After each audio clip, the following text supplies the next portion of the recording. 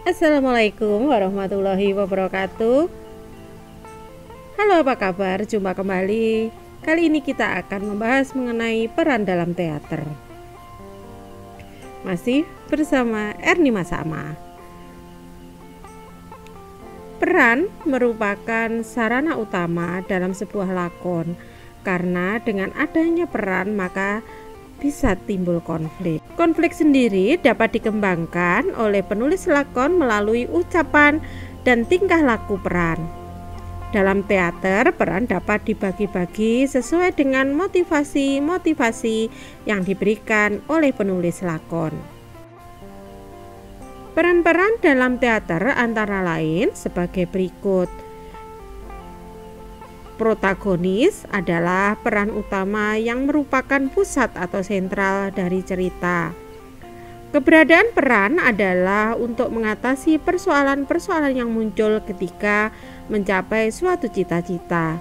Biasanya protagonis ini berkaitan dengan tokoh yang bersifat baik.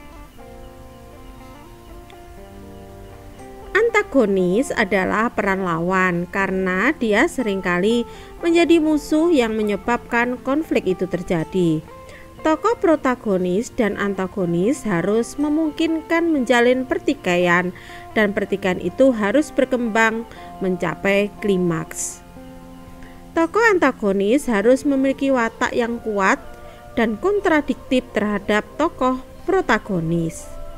Deotragonis adalah tokoh lain yang berada di pihak tokoh protagonis.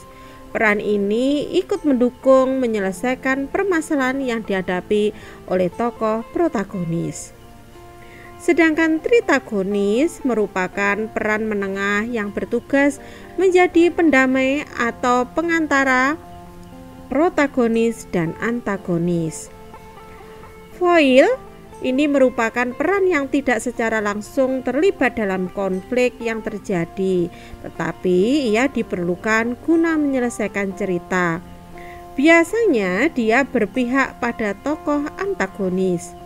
Sedangkan yang terakhir adalah utility, di mana utility adalah peran pembantu atau sebagai tokoh pelengkap untuk mendukung rangkaian cerita dan berkesinambungan dramatik.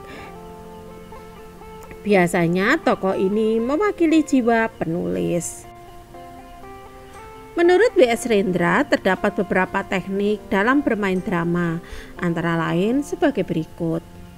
Yang pertama adalah teknik muncul, adalah suatu teknik seorang pemeran atau aktor ketika pertama kali memasuki sebuah pentas lakon untuk memainkan perannya. Yang kedua, teknik memberi isi adalah cara untuk menonjolkan emosi dan pikiran di balik kalimat-kalimat yang diucapkan dan di balik perbuatan-perbuatan yang dilakukan di dalam pentas. Yang ketiga adalah teknik pengembangan. Teknik pengembangan bisa dilakukan dengan teknik pengembangan pengucapan dan teknik pengembangan jasmani. Yang keempat adalah teknik membina puncak-puncak, adalah teknik yang dilakukan oleh pemeran terhadap jalannya pementasan lakon.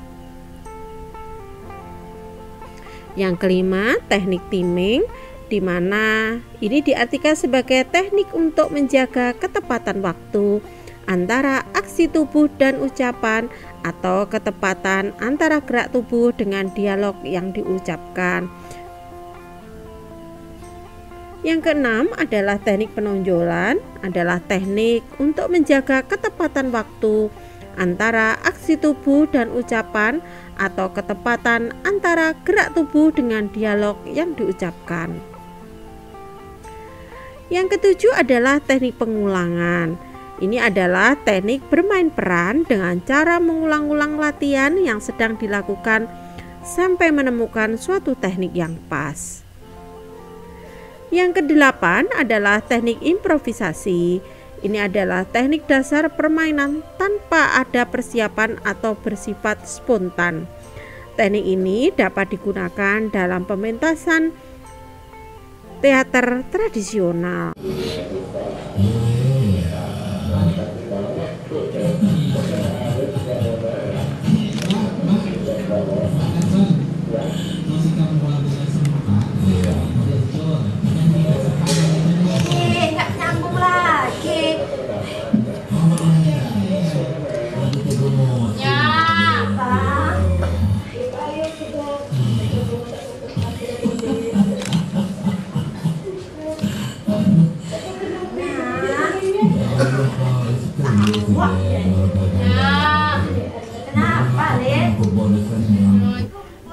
Demikian tadi pertemuan kita kali ini. Sampai jumpa di materi berikutnya.